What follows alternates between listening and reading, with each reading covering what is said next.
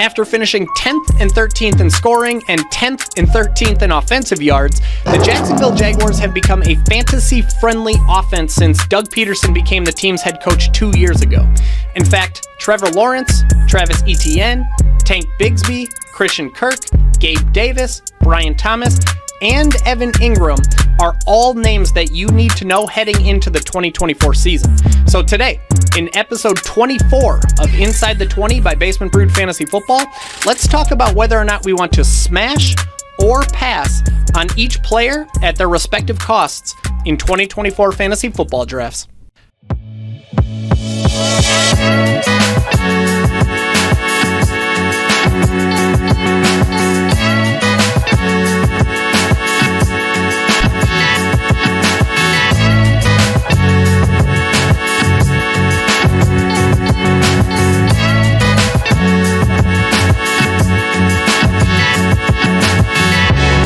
Travis Etienne is entering his age 25 season and looking to get paid. He's looking for that second contract in the NFL.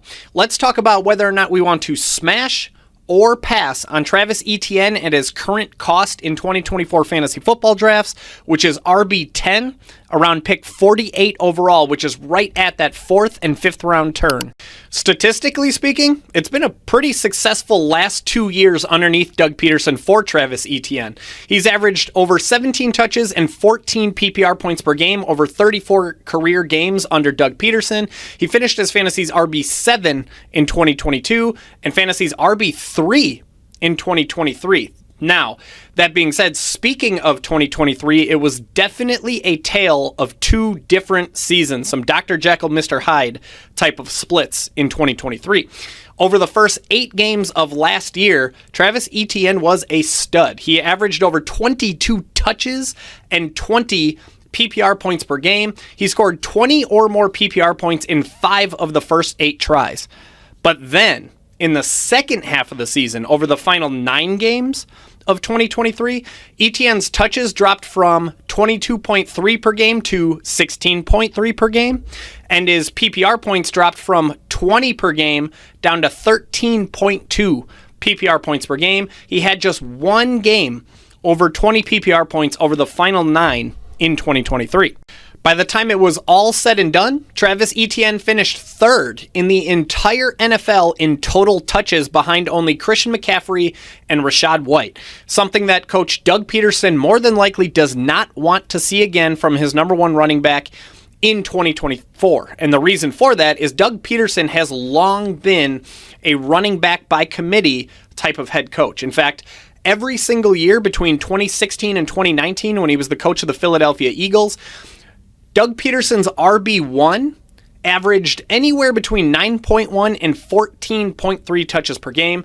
None of his running backs in that 4-year window averaged 15 or more touches per game. And the Jaguars are undoubtedly chomping at the bit to get last year's 3rd round pick more involved in the offense, making it fair to wonder if Tank Bigsby is ready to take a step forward and create a little bit of a dent in Travis Etienne's workload.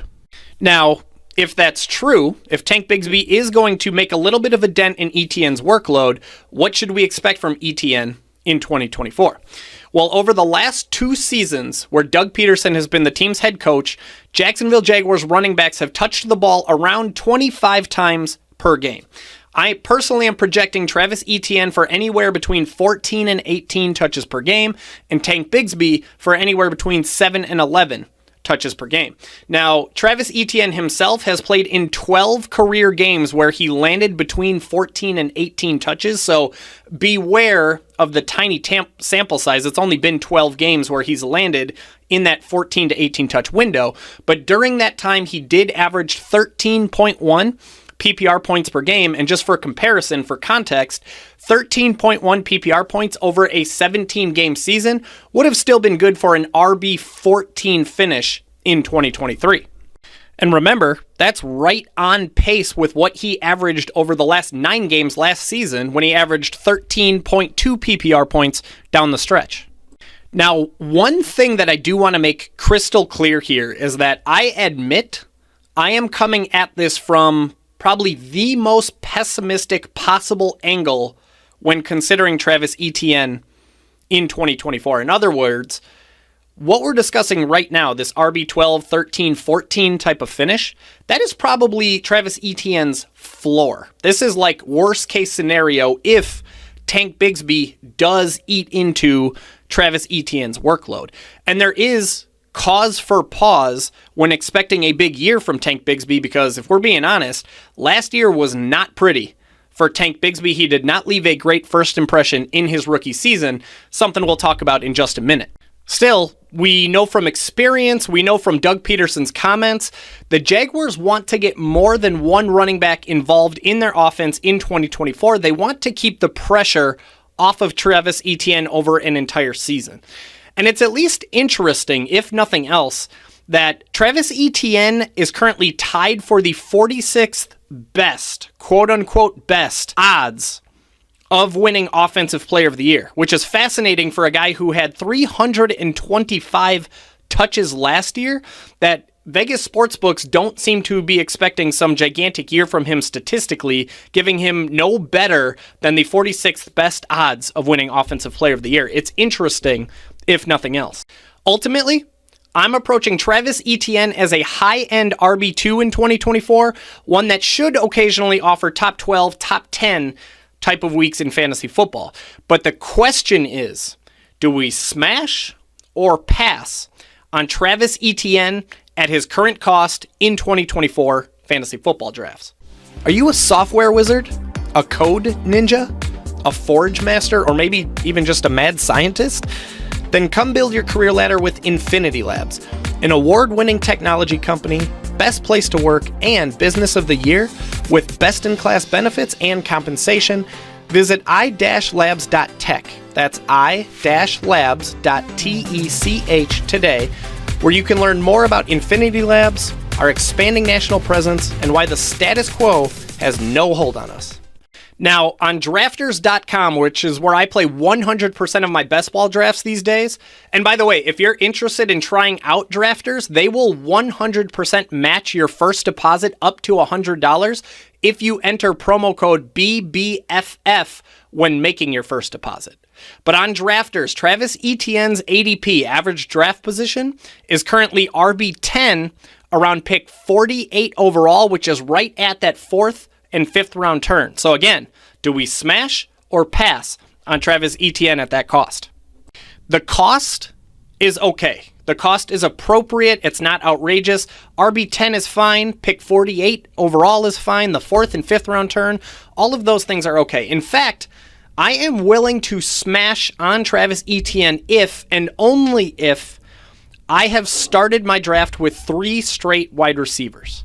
But even then, I am perfectly fine and willing to pass on Travis Etienne, where I can also take my number 1 tight end, guy like Mark Andrews, Dalton Kincaid, Trey McBride. I can take my QB1, Patrick Mahomes, Josh Allen, Jalen Hurts. I can take my wide receiver 3 or wide receiver 4 in Christian Kirk, who we'll talk about in a minute, T. Higgins, Amari Cooper, George Pickens, or even a different running back like Isaiah Pacheco. Travis Etienne is currently ranked 44th overall in Basement Brewed Fantasy Football's 2024 draft guide. So again, his cost of 48 overall is not outrageous. We actually have him ranked higher than his current ADP. But still, given the tier of players that he's in, assuming I like a player more than I like Travis Etienne near that 4th or 5th round turn, I am more than willing to pass on Travis Etienne and grab one of those other guys that I mentioned above. In fact, to quote-unquote put my money where my mouth is, I currently have only a 2% exposure to Travis Etienne in my fantasy football portfolio after 50-plus drafts on drafters.com.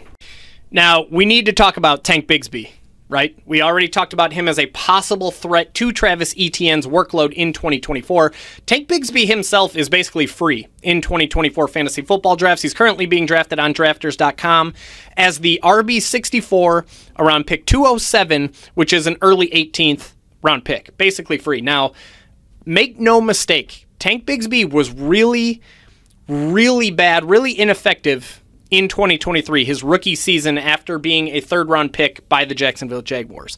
He averaged just 2.7 yards per touch, and he had just as many fumbles as he had touchdowns with 2, and he caught just 1 of 4 targets, including multiple drops that ended up in the arms of the defense for interceptions. Ultimately, he fell behind Ernest Johnson on the depth chart and finished the season as Jacksonville's RB3, despite beginning the season as Jacksonville's RB2. It was not at all a pretty first impression from Tank Bigsby in his NFL debut. Still, he was a third-round pick by the Jaguars in 2023, who was handpicked by Doug Pederson. Doug Pederson, we've already discussed as being a long-term running back by committee type of coach. We talked a little bit about what his RB1 usually averages on a per-game basis in terms of touches, but what about the RB2?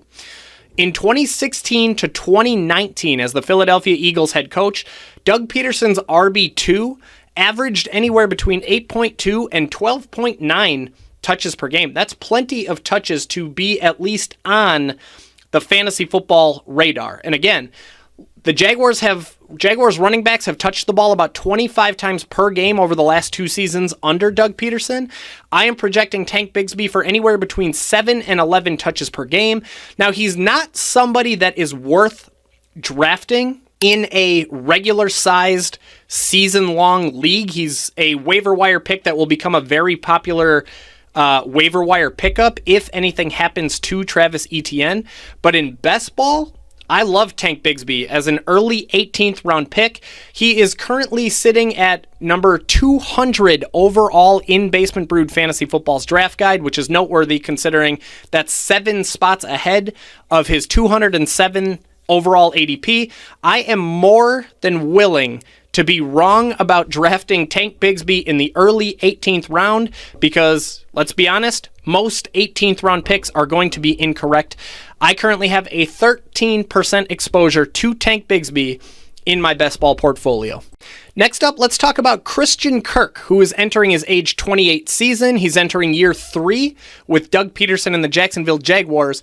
Is he a smash or a pass? At his current cost on drafters.com, which is wide receiver 27, around pick 38, an early 4th round pick. He's been terrific in a Jacksonville Jaguars uniform. He's averaging 14 PPR points and nearly 8 targets per game over 28 full contests with Trevor Lawrence as his quarterback. He finished as fantasy's wide receiver 12 in 2022, and unfortunately 2023 was cut short by injury, but for comparison and for context, 14 PPR points per game over a 17-game season would have made Christian Kirk a wide receiver 16 in 2023. He offers a solid floor in fantasy football. He scored 15 or more PPR points in 14 of 28 games, exactly 50%. And he has more games over 16 PPR points with 12 than he has games under 10 PPR points with 10. And he also offers the occasional high ceiling. He scored 21 or more PPR points in 6 of 28 games. He's doing it at about 21% of the time, and he has a career high with the Jaguars of 31.5 PPR points. Now, what should we expect from Christian Kirk moving forward in 2024? Calvin Ridley and his 136 targets are gone. Zay Jones, who had 64 targets last year, he had 121 targets the year before. He's gone. Now, the Jaguars did bring in Brian Thomas with the 23rd overall pick. They brought in free agent Gabe Davis. Both of those guys are in an effort to replace Calvin Ridley and replace Zay Jones. But both of those guys are new to the Jacksonville Jaguars. They're theoretically no more of target threats to Christian Kirk than Calvin Ridley and Zay Jones were last year.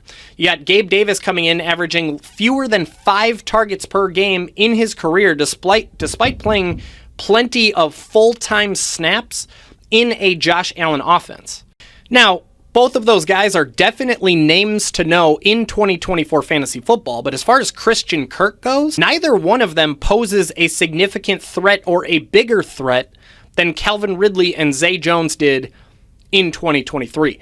I am treating Christian Kirk as a rock-solid wide receiver 2 option in fantasy football who should offer occasional wide receiver 1 weeks in 2024.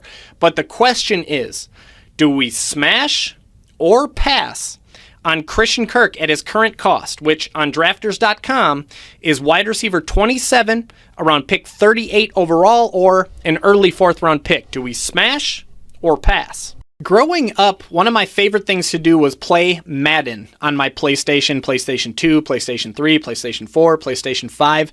And when I say play Madden, what I really mean is simulate the games and simulate the seasons, because my favorite part was managing the team, scouting prospects, doing the draft, making trades, signing free agents, and everything that goes into managing a football team and leading a franchise to glory, building it from the ground up. And if that's your type of deal, if you love that sort of thing, you're going to absolutely love GM Dynasty, which is a simulated football game that I recently started playing and instantly fell in love with. With realistic game planning mechanics and immersive features, GM Dynasty puts you in the hot seat of sports management. And it's not just a game. It's a simulation of the real deal. I invite you to get your free team and compete in Basement Brewed Fantasy Football's upcoming tournament, where there's going to be prizes for whoever wins the thing.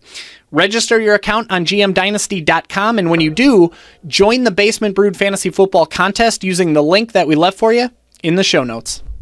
Basement Brewed Fantasy Football's draft guide currently has Christian Kirk ranked 37th overall, and we are more than happy to smash on Christian Kirk as fantasy's wide receiver 27, especially considering the guy finished as wide receiver 12 in 2022 and was on pace for wide receiver 16 in 2023.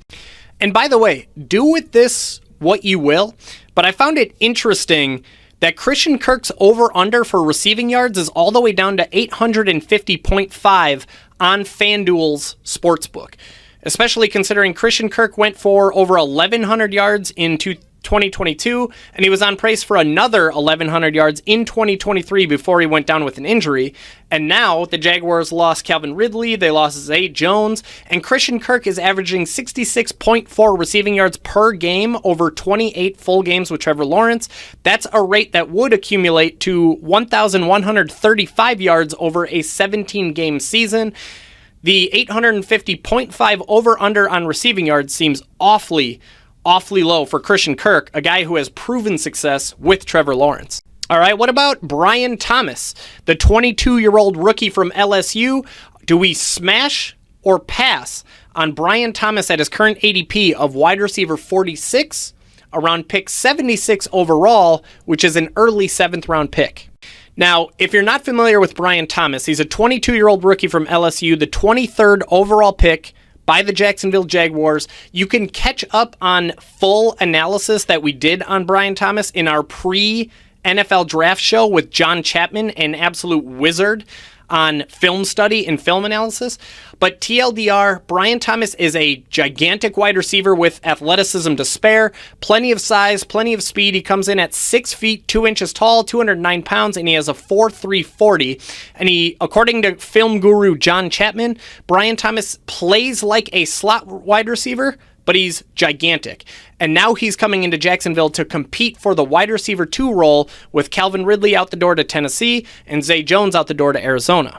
Now, the wide receiver 2 role in Doug Pederson's offense can be an absolutely fruitful one in fantasy football if Brian Thomas is able to separate from free agent Gabe Davis and lock down that wide receiver 2 role full time.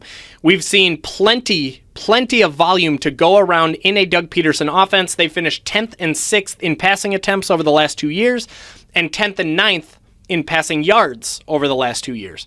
In 2022, Zay Jones finished as fantasy's wide receiver 26, and that was despite Christian Kirk being good enough to finish wide receiver 12th.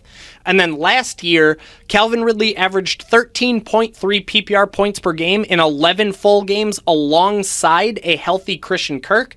And that 13.3 PPR point per game pace would have made him fantasy's wide receiver 21 over a 17-game season. That wide receiver 2 role in Jacksonville can be a fruitful one if somebody locks it down full time. But full time is likely the key word, likely the issue as we are assessing the battle between Gabe Davis and Brian Thomas for the wide receiver 2 role in Jacksonville. You got Gabe Davis, who's entering the Jaguars offense as a somewhat proven veteran in the NFL who's had some success with Josh Allen in the past, versus a 22-year-old rookie who's never played a down in the NFL. The whole situation profiles as one where Gabe Davis will be the team's wide receiver 2 to start the season, but will spend the entire season trying to fend off Brian Thomas, who tries to work his way into 2 wide receiver sets. Brian Thomas profiles as the type of wide receiver who will hit the waiver wire early in the season as fantasy football managers grow frustrated with a lack of productivity because he's behind Gabe Davis. But over time, as Brian Thomas starts to pass Gabe Davis on the depth chart, we could start to see some big weeks from Brian Thomas as he hits his stride and as he reaches full-time status in that Jacksonville Jaguars offense. In other words, the situation profiles as one where Brian Thomas could start the season rather slowly before catching on for some big weeks down the stretch in 2024 fantasy football. In the end, Vegas sportsbooks are currently projecting Brian Thomas for about 55 catches, 750 yards, and 4 touchdowns. All of that adds up to about 154 PPR points, which would have been good for a wide receiver 44 finish in 2023, which is right on pace with his ADP of wide receiver 46. I'm treating Brian Thomas as a wide receiver 4/flex with upside for more if he's able to separate from Gabe Davis. But again, the question is, are we smashing or passing on Brian Thomas at his current cost of wide receiver 46, around pick 76 overall, which is an early 7th round pick? Compared to wide receivers and wide receivers only, Brian Thomas's cost is fine. Wide receiver 46 is fine. The issue comes at his overall draft cost of pick 76 overall, or the early 7th round, which is too expensive for me. I currently have Brian Thomas ranked at 83 overall in Basement Brewed Fantasy Football's draft guide, and that's because his range is flooded with strong running back options, especially if you go wide receiver heavy earlier in the draft.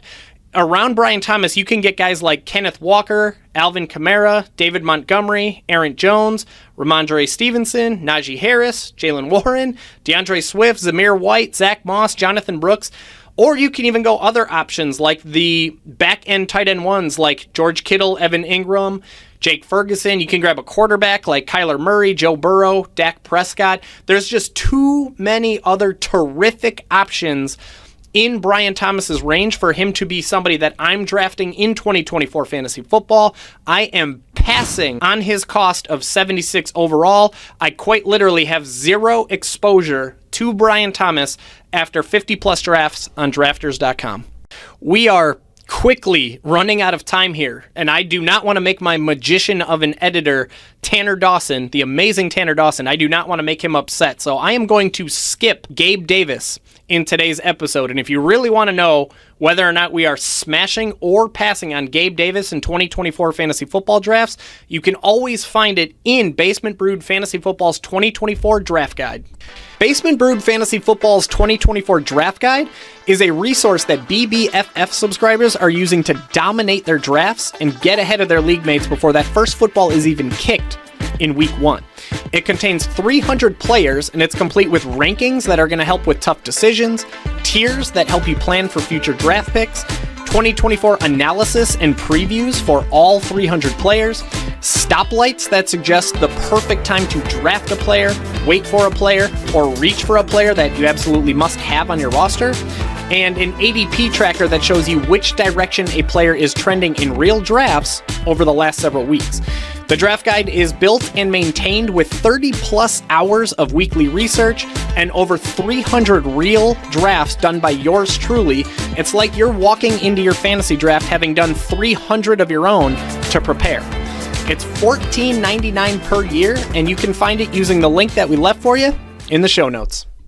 Last but not least, let's fly through Evan Engram, who is entering his age 30 season and year 3 with Doug Pederson and the Jacksonville Jaguars. He's currently being drafted as fantasy's tight end number 8 around pick 76 overall, which is an early 7th round pick. Do we smash or pass at that cost.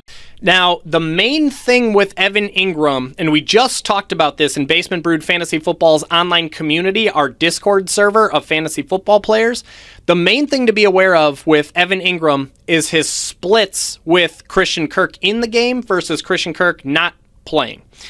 Last year, Evan Engram technically finished as fantasy's number 2 tight end in all of fantasy football. That's terrific, but it's not necessarily a sign of what's to come in 2024. So over 28 career games that Evan Engram has played with both Trevor Lawrence and Christian Kirk in the lineup, Evan Engram is averaging a still solid 10.4 PPR points and about 6.4 targets per game.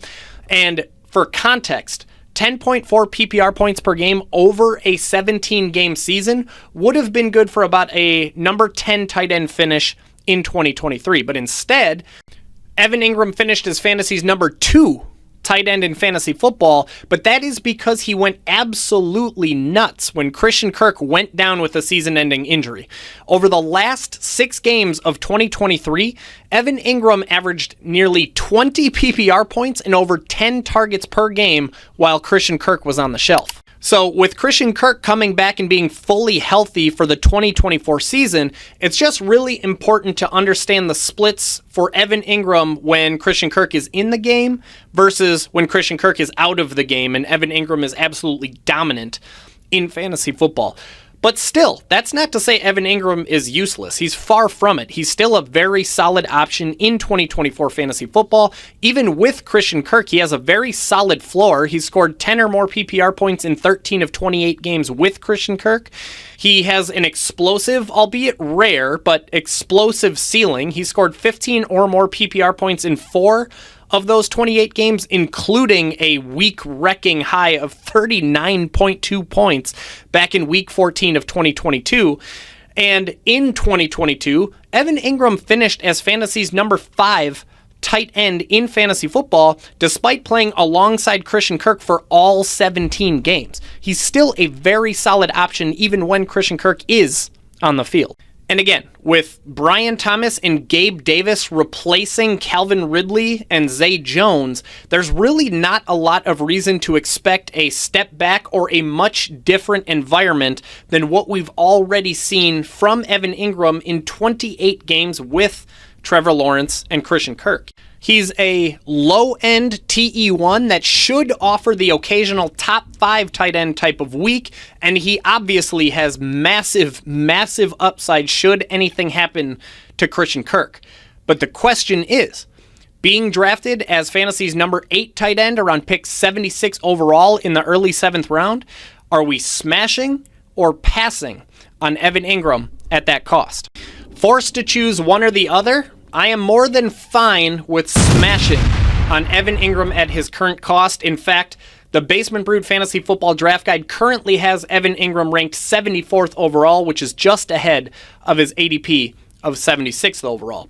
At the same time, I must mention that I'm also perfectly fine with passing on Evan Engram because of the running backs, the quarterbacks, and the other tight ends that tend to be available in that range, most of which are the same that I already mentioned with Brian Thomas when we talk about Kenneth Walker, Alvin Kamara, David Montgomery, Aaron Jones, Ramondre Stevenson, both of the Steelers running backs, DeAndre Swift, Zamir White, Zach Moss, Jonathan Brooks, George Kittle, Kyler Murray, Jake Ferguson, Joe Burrow, and Dak Prescott. And because of that, for those reasons, because of the players and that tier that is available around the range that Evan Engram is drafted, I have to admit that I currently have 0% exposure to Evan Engram in my 2024 best ball drafts. But still, if you do not have a tight end yet around this pick, I am more than happy, more than fine with smashing on Evan Engram at his current cost. That's all for today. Let me know in the comments below who you want me to cover in the next Smash or Pass episode of Inside the 20. Of course, Basement Brewed Fantasy Football Discord subscribers do get first dibs and first priority on where this podcast goes from here. BBFF's online community and Discord server that's filled with sharp fantasy football brains and NFL fans that are dedicated to helping each other outsmart their friends, dominate their leagues, cash in on NFL bets, and take down DFS contests. You can join us while the cost is less than 1 beer per month using the link that we left for you in the show notes. I will see you on the fantasy football field. Cheers. This brew is for you.